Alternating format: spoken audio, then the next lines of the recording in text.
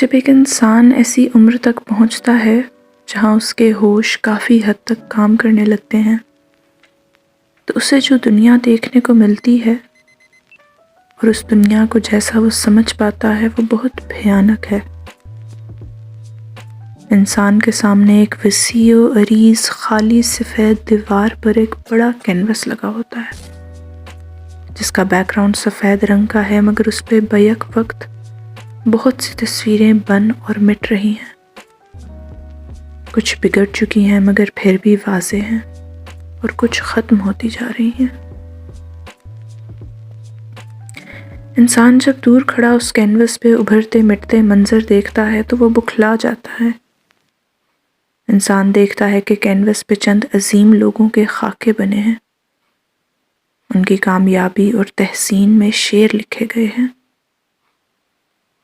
مختلف فنون کے فن پارے، کامیابیوں کامرانیوں سے مزین ان کی زندگیاں۔ اور جب انسان اپنے ساتھ دائیں بائیں کھڑے لوگوں کی جانب نگاہ دوڑاتا ہے تو وہ دیکھتا ہے کہ ہر نظر ان کی ہی جانب دیکھ رہی ہے اور ان کی آنکھوں میں تحسین، رشک اور خوشی کی جھلک عیاں ہے۔ پھر وہ اس کینوس پر ہی نظر مزین کیے اپنی نشست پہ واپس لوٹتا ہے اور اپنے اندر کی دیواروں پر عیاں کینوس پر نظر دوڑاتا ہے۔ اسے وہ سب کینوس خالی دکھتے ہیں، کچھ پر ادھورے خاکے ہیں، کچھ میں رنگ بھرنے باقی۔ وہ ارادہ کرتا ہے کہ اپنے دل کی دیواروں پر لگا ہر کینوس پورا کرے گا، ہر خاکے کو تصویر کی تکمیل تک پہنچائے گا، اور پھر وہ جد و جہد میں لگ جاتا ہے۔ وہ کبھی کبھی اس ماسٹر پیس کی طرف بھی دیکھتا ہے جس طرف سب انسان محو حیرت تک رہے ہیں۔ وہ باری باری اپنے ہر کینوس کو دیوار سے اتارتا ہے کہ پہلے اس کو مکمل کر لیتا ہوں، لیکن اس سے پہلے کہ وہ تعین کر پائے کہ کس کینوس کو پہلے مکمل کرنا ہے، نیند چور کی طرح آتی ہے اور کسی غدار کی مانند اس کے دماغ میں دھواں دھواں کر دیتی ہے۔ اگلی صبح نیند سے بیدار ہونے کے بعد اس کے اندر کا منظر کچھ ایسا ہوتا ہے کہ تمام کینوس دیواروں سے اتر کر فرش پر، بستر پہ، کرسی پر، پلنگ، ہر جگہ بکھرے پڑے ہیں۔ دیواریں خالی ہیں۔ جن کینوس پہ چند خاکے نامکمل تھے اب بالکل مٹ چکے ہیں۔ جو عمارت کل اس نے اینٹ اینٹ کر کے جوڑی تھی وہ گر چکی تھی، اور اتنے گھنٹے نیند کے بعد بھی تھکاوٹ تھی۔ مایوسی دیوار لپک کے اندر آئی اور اس کے دل کے بلب کو بند کر دیا۔ مزید اندھیرا چھا گیا۔ مایوسی کے چہرے پہ شیطانی مسکراہٹ تھی اور وہ انسان کو دبی آواز میں لوری سنانے لگی۔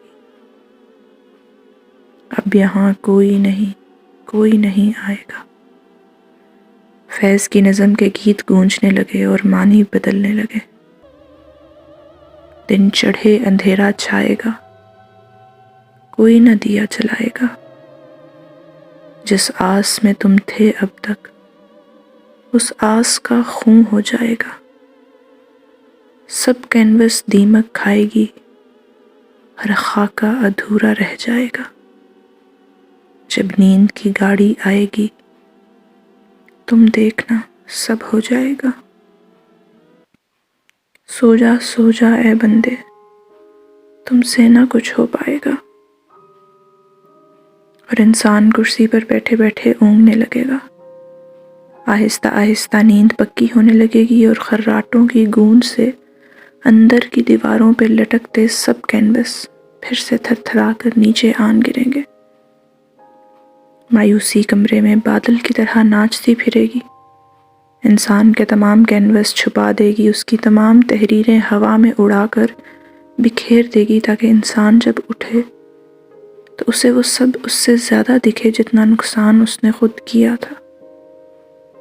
اور انسان نیند کی آغوش سے ایک آنکھ کھول کر کم خوابی کی حالت میں کمرے میں جھانکتا ہے اور اسے واقعی نقصان اس سے زیادہ دکھتا ہے جتنا اس نے خود کیا ہوتا ہے۔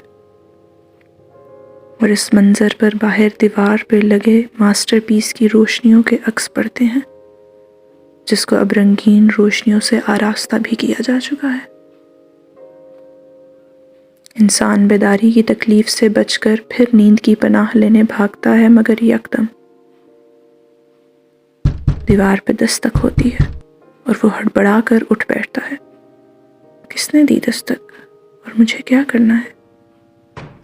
دستک دوبارہ ہوتی ہے اور اس بار بہت زور سے۔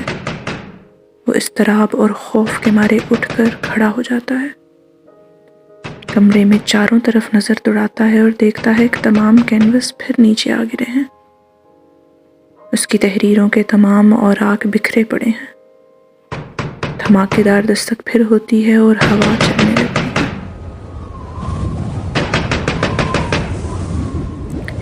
دستک مسلسل ہو رہی ہے۔ اس کے اندر اضطراب کی لہریں اٹھنے لگتی ہیں اور وہ اندر بھاگنے لگتا ہے۔ اسے یوں محسوس ہوتا ہے کہ جیسے یہ دستک اس کے ہر ایک عضو کو اس کے جسم سے الگ کر دے گی اور اس دماغ کا ایک ایک سیل الگ ہو جائے گا، مگر وہ پھر بھی اس دستک کو سننا بند نہیں کر سکے گا۔ اس نے ایک دم اپنے حواس پہ قابو پایا اور سوچا کہ ہر دستک پہ ضروری نہیں کہ دروازہ کھلے، کبھی کبھار تو دروازوں کے بنا بھی دستک دی جاتی ہے۔ شاید اس دستک کا جواب نہیں دینا ہوتا، شاید کچھ دستکیں محض ایک اعلان ہوتی ہیں۔ وہ اٹھا اور اس نے تہیہ کیا کہ اب اس دستک کے ساتھ ہی جینا ہے۔ اس نے ایک کینوس اٹھایا اور اس پہ بنے خاکے کو دیکھنے لگا۔ وہ خاکہ اس کی اپنی شکل کا تھا اور نامکمل تھا۔ اس نے سوچا کہ وہ سب سے پہلے یہی خاکہ مکمل کرے گا، اپنے خاکے کے کینوس کو تکمیل تک پہنچائے گا۔ اس نے کینوس کے علاوہ تمام کینوس دیواروں پہ لگائے۔ دستک جاری تھی مگر اب حص کا حصہ بن چکی تھی۔ اس نے اپنے کینوس پہ لگے خاکے کو مکمل کیا اور اس میں رنگ بھرنے لگا۔ اور رنگ بھرتے بھرتے اسے یوں لگا کہ اس کے اندر کی دیواریں کشادہ ہوتی جا رہی ہیں، چھت اوپر کو بڑھتی جا رہی ہے، مگر اس نے نگاہیں کینوس سے نہ ہٹائیں اور کام جاری رکھا۔ اسے معلوم تھا کہ اس کے اندر کی تمام دیواریں اب گر چکی ہیں اور وہ سر اٹھائے گا تو اسے آسمان پر چمکتا سورج واضح دکھائی دے گا۔ اس نے باری باری تمام نامکمل کینوس مکمل کیے اور کمرہ پر رونق لگنے لگا۔ اس نے جب مڑ کر دیکھا تو لوگ چشم حیرت اس کی طرف دیکھ رہے تھے۔ اس کے گرد میلہ لگا تھا، مگر وہ اس کینوس پہ لگی ایک تصویر نہیں رہنا چاہتا تھا۔ وہ آگے بڑھا اور دیکھا کہ ان لوگوں کے ارد گرد دیواریں ہیں اور وہ سب اپنے ارد گرد اپنے اندر ہی قید ہیں۔ وہ ایک کی جانب بڑھا اور اس کی آنکھوں میں خواب اور درد پہچان لینے کے بعد اس نے اس کی دیوار پر دستک دینا شروع کر دی۔ مکمل طور پر جاگ جانے کے بعد وہ پھر کبھی سونا نہیں چاہتا تھا۔ اس کے پیچھے ابھی تک دستک ایک ساز کی مانند جاری تھی، جسے وہ اب کبھی نہیں روکنا چاہتا تھا۔